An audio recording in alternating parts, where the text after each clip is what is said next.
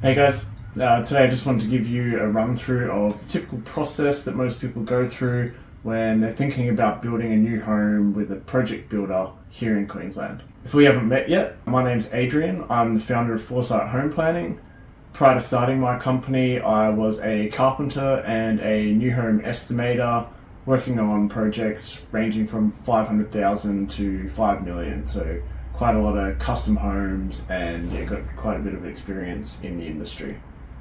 The following process that I'll talk about today assumes that you already own the block of land that you're looking to build on. The first step on your journey is going to be jumping online and doing some research, figuring out what builders are in your local area, trying to see if they've got any display homes. Just bear in mind that builders' display homes are in most cases built not to their standard inclusion specification. And what I mean by this is when you choose a floor plan or a home design from a builder, the base price of what that house costs with no upgrades, let's just say that it's $350,000, that's most likely not going to be what's presented in the display home. The display homes are usually kitted out with all the extras, and so if you wanted to rebuild that display home, in most cases you're looking at the 350 plus upwards of 100,000 on top of that. They're trying to put their best foot forward. They're trying to show you what you can do with their homes and the finishes that they can achieve. When you are comparing builders, be sure to get a copy of the standard inclusions from each builder that you're looking at. You want to compare these because some builders include batten lights to every single room throughout the home, whereas other builders, they might have a slightly higher base price for the home design, but throughout the entire home you'll have downlights already included, and then you won't have to pay to upgrade from the batten light to the downlight. And this is kind of applicable for so many different things. You might have like carpet staircase, whereas another home design might come with a timber tread staircase included. So you really do need to compare the standard inclusions across builders just to understand what you're actually getting included in that base house price. So in addition to comparing the standard inclusions, you're also going to want to double check that the builder that you like is flexible enough that they will allow you to make modifications to their home design if this is something you are considering doing. Not every builder will allow you to extend walls and increase the size of the alfresco or add a whole additional room to the house, whereas there are builders out there that are flexible and they do allow this kind of thing. So you just want to have that conversation up front to ensure that you're not wasting time with a builder who can't accommodate those upgrades and those modifications that you might be looking for. So once you've found a home design that you like, or at least one that you hate the least, you might begin discussions with the sales consultant, just trying to understand what the base price is of the home and then what all of the individual upgrades throughout the display are worth to you. If you do want to go down the path of making some structural modifications to one of the builder's standard designs, typically going to require a fee. This fee will allow the builder to engage their estimators to go away and price up those modifications that you're looking for. The builder will also use this fee towards getting a soil test completed on your block of land and a site survey. The builder uses the soil test results and the site survey to basically understand what the site works are going to cost associated with your individual block of land. So once the builders, estimators have the results or the reports back from the site surveyors and the soil test engineers, they'll be able to review those documents and figure out exactly what the excavation costs are going to be with your block of land, whether or not you're going to need any retaining walls, what the optimal pad height is going to be for your house to reduce the slope of your driveway. They're also going to figure out the structural requirements for your slab and the footings associated with your home. Just because every block of land is different, no two slabs will ever be the same. The builder can't just go and sell the same slab on every block of land because every block of land is different, soil tests are different, you'll have a different class rating for your specific block of land than perhaps even your neighbour right next door. You also might even have shallow rock on your block of land.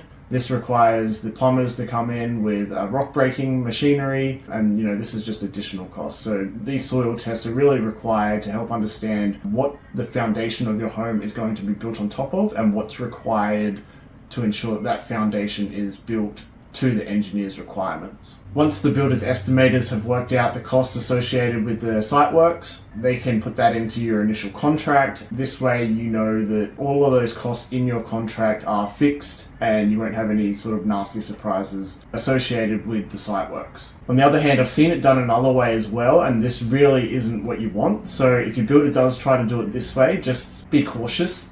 So the other way they can do it is they might put a provisional sum in your initial proposal and contract for the site works.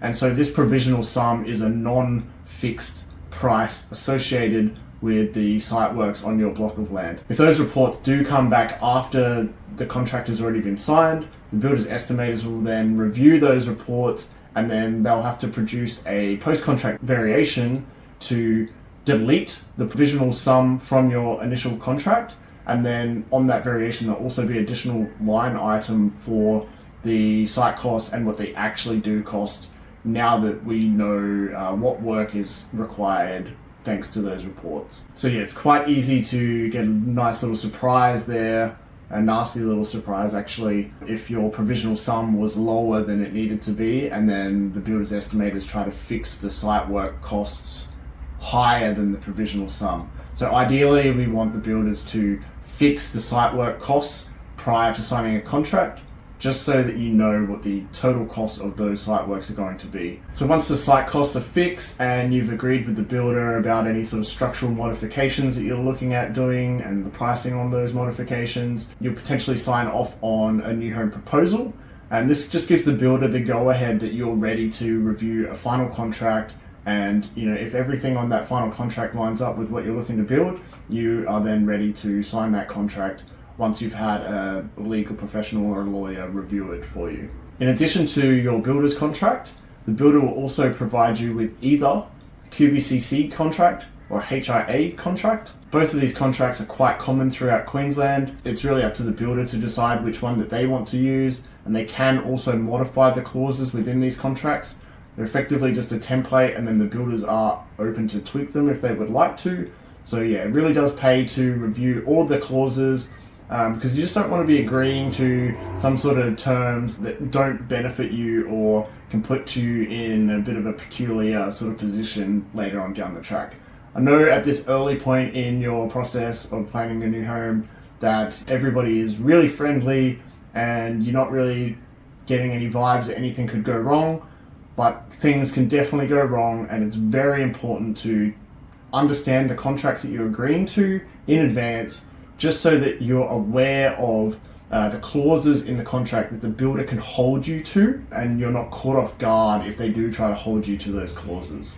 Very important to do this before signing a contract, because once you've signed the contract, that's it, you're locked in. Please just bear in mind that I'm not a lawyer, I'm not a legal professional, and if I were looking at getting a new home built, I would 100% be getting the legal documents associated with the contract reviewed by a lawyer, and making sure that I fully understand the repercussions of each clause and how that might affect me if the project were to turn sour at any point. So once the contract's signed, the builder's just going to get to work in the background, getting the construction plans ready. Estimators will begin creating a bill of quantities, figuring out all the materials that are needed for your project, and getting all the plans and documentation lodged to the certifier so they can be lodged to the council. In some cases, the builder will take you through their interior design studio prior to signing a contract. However, you'll also get other builders that take you through after signing the contract. So the only difference here is that if you're taken through before signing a contract, all of those interior design selections, choosing the type of toilet, your sinks, your bench tops, the colors on your walls, and the types of bricks that you're going to have in your new home, the difference is that all of those upgrades will either be in the contract or they might be priced as a variation to your contract. So it doesn't really matter which way this happens. It's just this will be a step that the builder will take you through. Just remember that your base house price includes the standard inclusions. So there's generally a standard inclusions document that's associated with your contract, any sort of upgrades that you'll be making will be upgrades in lieu of the standard inclusion. So prior to signing your contract, once you've got everything lined up and you know what type of home you're looking to build, now is pretty much the optimal time to hit up the builder's general manager or somebody who's high up there and ask for some sort of discount on your project. Once you've signed a contract, you have no chance at all of getting any sort of discounts provided. So it's that moment just before you signed a contract where you're sort of in the best position to try and get some sort of discount applied to your project. Just remember that the estimators are working for the builder, so it's the estimator's job to try and get your price as high as possible. And then if you're sort of trying to sweet talk the general manager or the director, they're the ones who can sort of make the calls to give you, maybe a bit of a discount to your contract. No guarantees about those discounts though. I have also heard stories about builders at that point in time basically saying if you don't sign the contract right now, the price is going to increase by $50,000. So whilst you've got that short window, do try your luck and see if you can get a bit of a discount, but just also know that it can go the other way and the builder might be trying to demand more money. The builder will then require you to pay the balance of the pre-commencement deposit. Now this pre-commencement deposit in most cases is the total deposit amount that the builder requires. In most cases it will be less that initial fee that you paid at the start. Next, you'll be allocated a dedicated site supervisor or a project manager. You'll get the opportunity to have a chat with this person, get to know them, exchange phone numbers, emails and whatnot. I highly recommend having a chat with them and explaining to them, what is most important about the project to you. I highly recommend emphasizing your attention to detail and, just wanting the home to be built in the best manner that it can be. Now, I can't emphasize enough how important it is to maintain a great relationship with the site supervisor, the admin staff that you've been allocated, and basically just anybody else that you speak with at that construction company. Anytime that you've got any little issues, I would always try to maintain a level head, keep calm, explain your concerns with these people, but do not get angry. Just try to keep everything above board and friendly, because as soon as you sort of lose that level of friendship with the employees of the construction company, they're no longer on your side. You need to keep them on side, looking for the best outcome for you, rather than just wanting to force you through the system as quick as possible with minimum sort of touch points. If you get them offside, you're going to have a hard time, and you just do not want that. So just try to maintain a friendly relationship at all times. The other thing you can do is every time that you have any sort of conversation with these employees, is I highly recommend to follow it up with an email, just summarizing the conversation. This just ensures that the employee, if they need to action something, they've got that email reminder there to prompt them into doing that additional little bit of work, whether it's a quote request or following something up for you. These emails also come in handy in the unfortunate circumstance that you have issues with your builder and it ends up going to the QBCC for mediation, or if it goes to QCAT. If you don't have any sort of email history for every single conversation that you've had, it's basically just he said, she said, so you can strengthen your case and your arguments by having written evidence of every single conversation that occurred. Highly recommend. Do not forget to do this. Do not overlook it. It might seem like a little bit of extra effort throughout the process, but it's definitely worth it. If you haven't found a home design or a builder that you like just yet, we can help.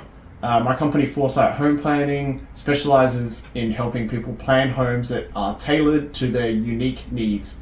We work backwards from your budget to find the most suitable home design, and then we review the builders in your local area to figure out who is the most suitable builder to bring your project to life. Through our website, we streamline the planning process to ensure that you've had the opportunity to consider a broad range of options available to your new home. The idea behind this is to help eliminate regret.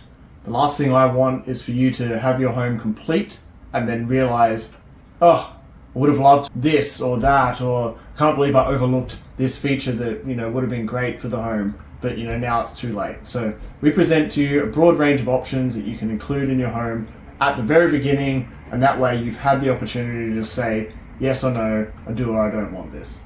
If you're looking to gather a little bit more information about your journey ahead, I've created a home planning program with a bunch of free educational sort of content on my website. Just create an account, access the Home Vision program. Stage 1 is completely free, and there's a lot of information in there that will just give you a sort of leg up and get you builder ready for your journey ahead. If you like this video, please hit subscribe, give me a like. I'll have a bunch more content coming soon. Thanks for watching, guys. See you next time.